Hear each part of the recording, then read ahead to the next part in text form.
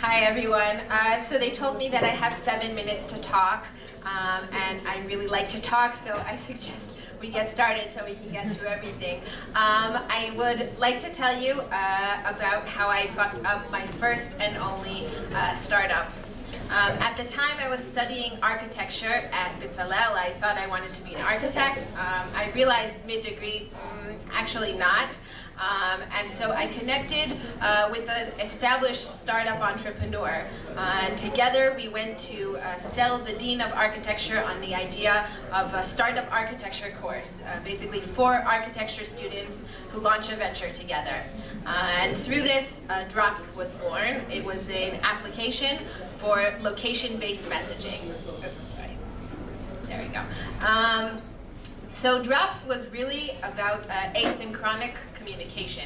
So how it works is you send a message to a specific person at a specific location, and only when they physically arrive at the location you would receive the message. You can think of it almost like digital graffiti.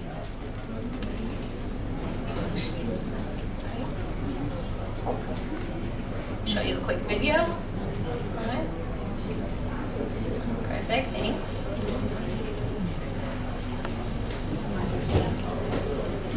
See a video a little bit more about Drops.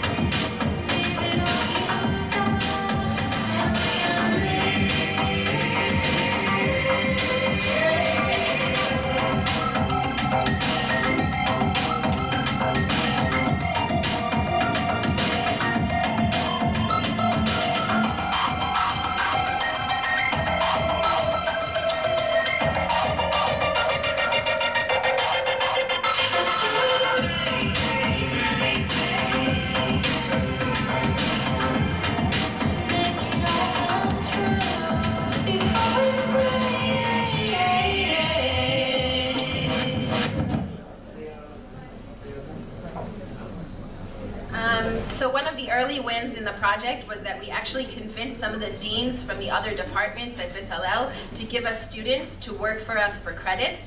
So we had an amazing team of developers and videographers who were working for us for free, basically.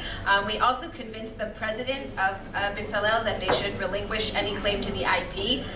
So that was also a plus. In general, things were really looking up.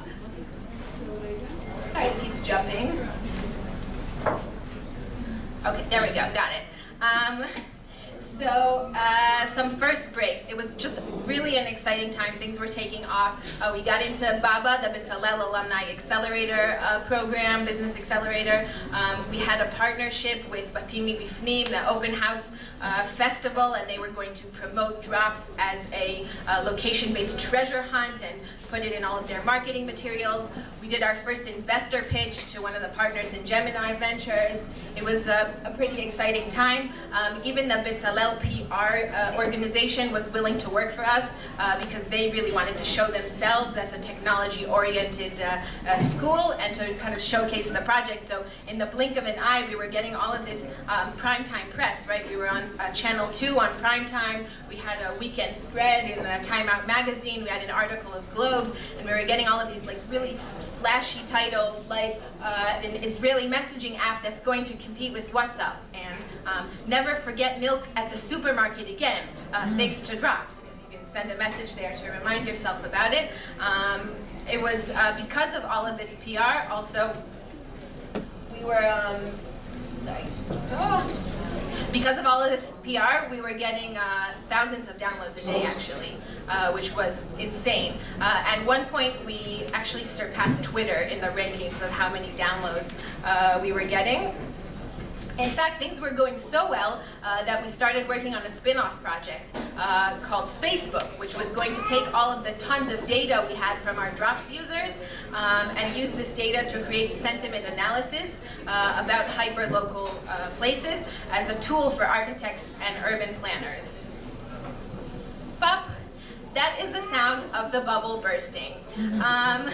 So it wasn't like a slow decline, it was more like a freaking train wreck. So there we go. We had already been accepted to present at the World Mobile Conference, which is an international tech conference in Barcelona. So we kind of got on a plane and went and tried to speak to these investors and explain away the failure of our app. With things like, it's just the first iteration, we have to release it again, or it's still early to have conclusive data on user retention, but I will tell you we've seen some interesting organic international growth. Thanks, Mom, for downloading on the East Coast. Really appreciate that. Our reviews in the App Store also were pretty bad. We were eating up the battery life of users who downloaded the app. We saw reviews like, really great idea, unfortunately this app doesn't work. And one of my personal favorites is, I can't log in. Wasn't going very well. Wasn't a good time for drops. But what made it worse actually was the team dynamic. Because as we kind of started seeing the potential of having an investor, we said, actually we need to transfer from being a startup school project to being a real company. And if we're a real company, we need to have a CEO, right?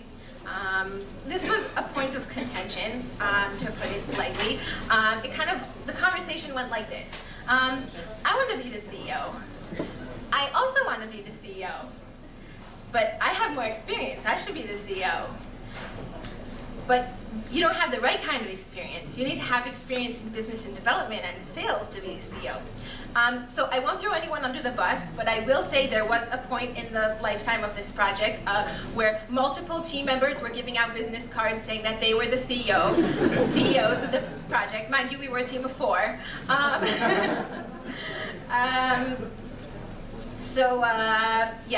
Not going so well.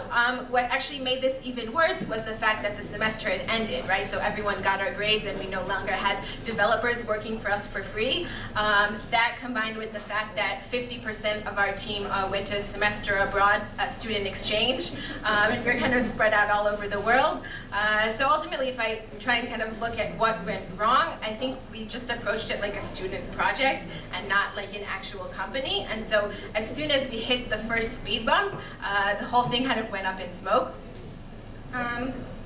So what can we learn from this? Well, what I learned, first of all, is that it's really important to define the roles in the team quite early. Another thing that might seem obvious is don't found a technology company with a team of 4 architecture students. As talented and fantastic as they may be. Also, there is such a thing as launching too early, right? So we could have spent a little bit more time doing QA, testing for bugs, really making sure the apps were more polished before we released them. And we also didn't time the release very well because we launched the iOS app, did lots of PR, and then launched the Android app. So in retrospect, probably not the best way to go.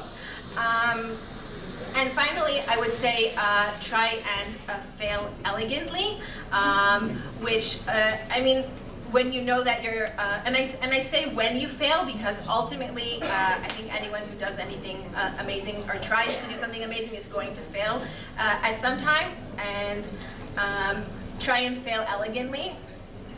And really just admit your failures and thank people who helped you on the way. Don't try and just brush everything under the rug and fall off the face of the planet because you're ashamed of the fact that your project didn't work out. So life after failure, it's not so bad, I'm still alive. And in fact, this was one of the projects that led me to start introducing myself as an architect, working in the intersection of architecture and technology. I also, since then, like they mentioned, thank you Nitzan, won an award from NASA for my proposal for 3D printing houses on Mars. And actually drops is one of the things that led me to my first job outside of architecture, working as a technology analyst in a venture capital firm. Today I manage JNext, which is the High Tech and Entrepreneurship Fund for the Jerusalem Development Authority. And actually very recently I started teaching an architecture and technology course at Bezalel, but I'm still missing a few students for registration, so that might be a failure story for next time. Keep your fingers crossed for me. But what I would really like everyone to take away from this talk is that I hope you have many glorious fuck-ups, because if you have fuck-ups, it means that you had enough chutzpah to really try and do something. So thank you.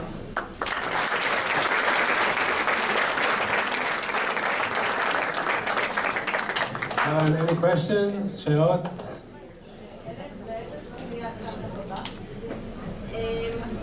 I think virtual reality or smart cities.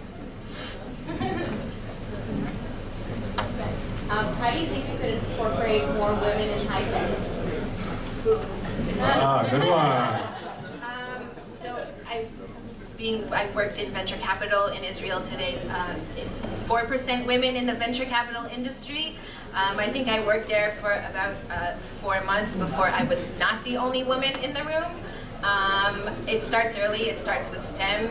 It starts, I think, with education at home and in school, just encouraging women to study STEM. I think that really helps as far as creating the platform.